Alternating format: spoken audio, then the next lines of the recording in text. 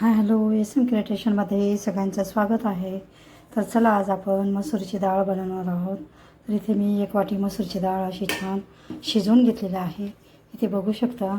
तर त्याच्यासाठी साहित्य लागणार आहे आपल्याला लसूण कुटून घेतलेला आहे, कोथिंबीर आणि मसाले. तर चला आपण मसूरची डाळ कशी बनवायची ते बघूयात. तर आता मी इथे गॅसवर पातेलं ठेवून घेतलेलं आहे. तर त्याच्यावर इथे बघू शकता आपण 2 चमचे तेल आपण आपल्या अंदाजानुसार तेल टाकून घ्यायचे, 2 किंवा 3. इथे मी 2 चमचे तेल टाकलेलं आहे. अर्धा चमचा राई टाकून घ्यायची आहे. तेल टाकून झालं की अर्धा चमचा जिरे आपले छान असे तडतडून झाले की लगेच लसूण टाकून घ्यायचं. लसूण छान असा लाल होऊ द्यायचा, म्हणजे छान फोडणी येते.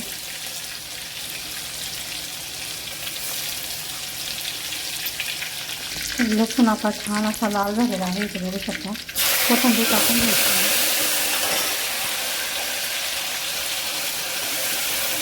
कोथिंबीरला पण असं छान परतून घ्यायचं. तर चला आपण आता मसाले टाकून घेऊया. तर मी 1 चमचा हळद टाकते आणि 1.5 चमचा अंबारी मसाला, 1.5 चमचे इथे मी अंबारी मसाला टाकलेला आहे आणि 1.5 चमचा मी इथे लाल तिखट. याला छान असं परतून घ्यायचं आणि याला थोडंसं आपण पाणी टाकून घ्यायचं आहे, लसणाचं पाणी. याला छान तेल सुटू द्यायचं आहे, थोडं शिजवून घ्यायचं आहे फोडणीला आपल्या.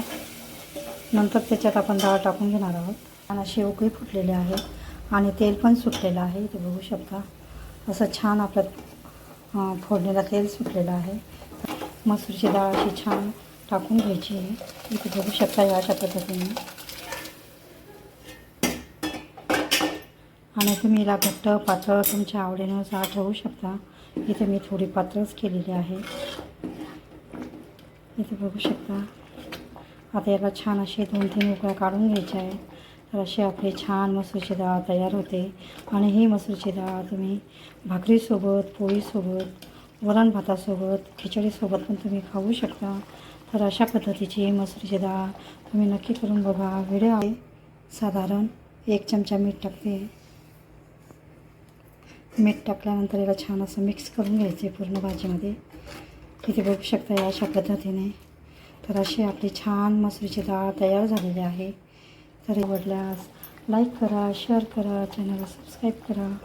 व्हिडिओ बघितला पुन्हा भेटूया अशाच नवीन व्हिडिओसोबत. तोपर्यंत बाय.